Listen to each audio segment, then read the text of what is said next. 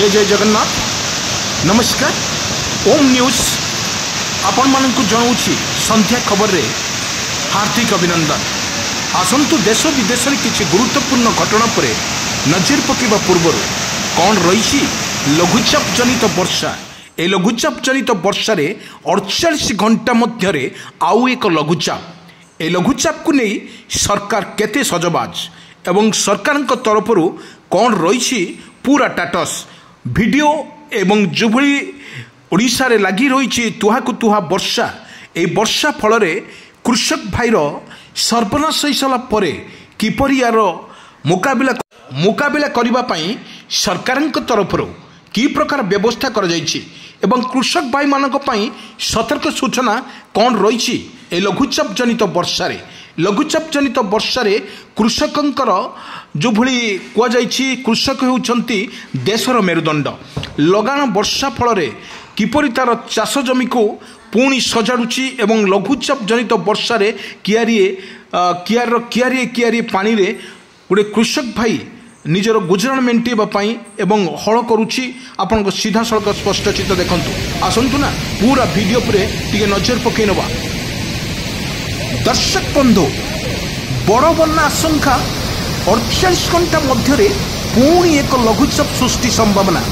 बंगोपसागर में दाना बांधुची कि आउ एक लघुचाप आसंता 48 घंटा मध्य लघुचाप सृष्टि होबार संभावना रही। लघुचापटी उत्तर पश्चिम बंगोपसागर में सृष्टि होथुवारु सारा राज्य में प्रबल वर्षा को नहीं पाणीपाग केन्द्र पूर्वान करिछि। लघुचाप प्रभाव में राज्य में विभिन्न स्थान में 25 रु 28 तारीख पर्यंत अति प्रबल वर्षा हो पारे।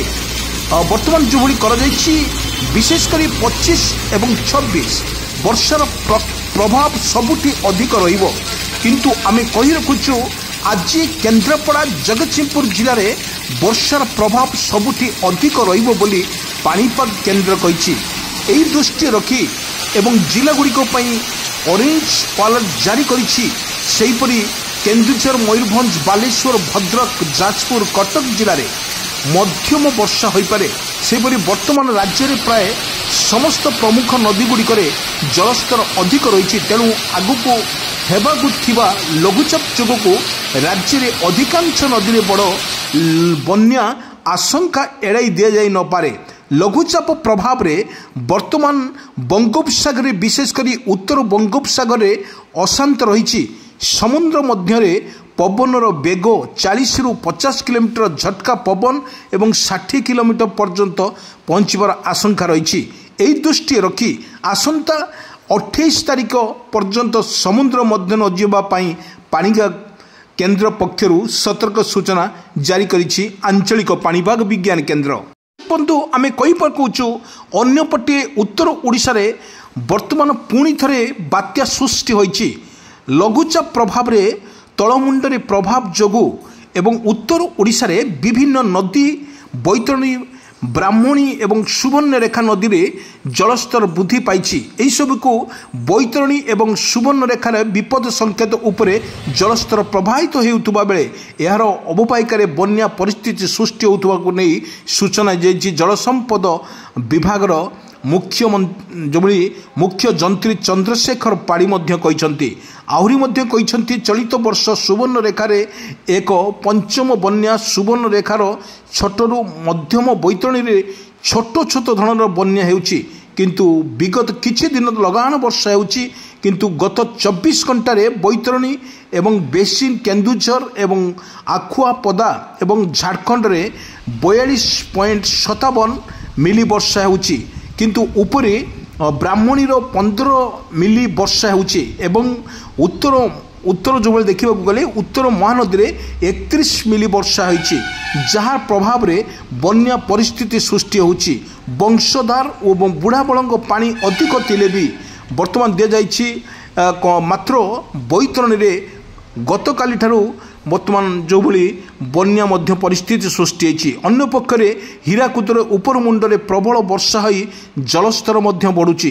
हीराकुदर जलभंडार वर्तमान जहाँ अपडेट खबर सामना आसुछि 621.65 फुट पानी रही किंतु गतकाली उपर महानदी में 31.33 मिली वर्षा बड़ वर्षा होली आकलन करिछि पाणीपाग विभाग। तेणु गतकाली उपर महानदी में 31.33 मिली वर्षा होइछि। तेणु हीराकुद में 12टी गेट खोल जाई जल निष्कासन होउछि। सेहीपरि बर्तमान जहाँ देखा मनाची तेलंगी डैम रे 2टी गेट एवं 3.400 ल्यूडेट ब्राह्मण नदी निष्कासन हेबो एवं ताहापर जो भली अपडेट खबर सामना को आसुची लगाण वर्षा फल ओडिशार वर्तमान बेहाल परिस्थिति सृष्टि होइछि। दर्शक बंधु आमे कहि रखुछु सबुठी बड़ वर्षा ए लघुचाप जनित वर्षा रे भिजुची सारा ओडिशा। आमे जदि कहि परिबा जो भाव में 28, 29 तारीख 30 तारीख पर्यंत वर्षा हम बर्ती जहाँ कही आज सृष्टि हो पारे लघुचाप 48 जाए जो वर्षा को नहीं सतर्क सूचना जारी करिछि आंचलिक पाणीपाग विभाग केन्द्र। किंतु आज सृष्टि आउ एक लघुचाप यह प्रभाव में 30 तारीख पर्यंत वर्षा जारी रही आकलन करिछि। आज वर्षा परिमाण बढ़िबो बोली सूचना देछि आंचलिक पाणीपाग विज्ञान केन्द्र। मयूरभंज, केन्दुझर, सुंदरगढ़ प्रबल वर्षार आशंका रही। वर्षकर सह घंटा प्रति 30 ରୁ 40 किलोमीटर बेगर पवन बहिबार मध्य आशंका थिबारु वर्तमान जो अलर्टमेंट करिछि सरकार तरफ वर्तमान करिछि। किंतु बेग अधिक रहिबार संभावना रही। समुद्र अशांत थिबारु मत्स्यजीवी को भीतर को जीवा पाई मध्य बाण होइछि। जगतसिंहपुर और केन्द्रापड़ा जिले में प्रबल वर्षा को नहीं ऑरेंज वार्निंग जारी करिछि आंचलिक पाणीपाग विज्ञान केन्द्र। से पुरी, खोर्धा, नयगड़ा, गंजाम, गजपति, सुंदरगढ़, झारसुगुड़ा, बरगढ़, संबलपुर, देवगढ़, अनुगुल, ढेंकानाल, सोनपुर, बौद्ध, नुआपड़ा, बलांगीर, कलाहांडी, कंधमाल, नवरंगपुर, रायगड़ा, कोरापुट, मालकानगिरी अंचल रे अनेक स्थान को येलो वार्निंग जारी करिछि आंचलिक पाणीपाग विज्ञान केन्द्र। यही सबु जिले में मानकरे बिजुली घड़घड़ी सहित वज्रपात संभावना अधिक रही। दर्शक बंधु आमे गोटे कथा कही रखुचु जो भली लगाण वर्षा फल ओडिशार वर्तमान बेहाल परिस्थिति सृष्टि होता बेले अनेक स्थान वर्षार तांडव लीला देखा मिली।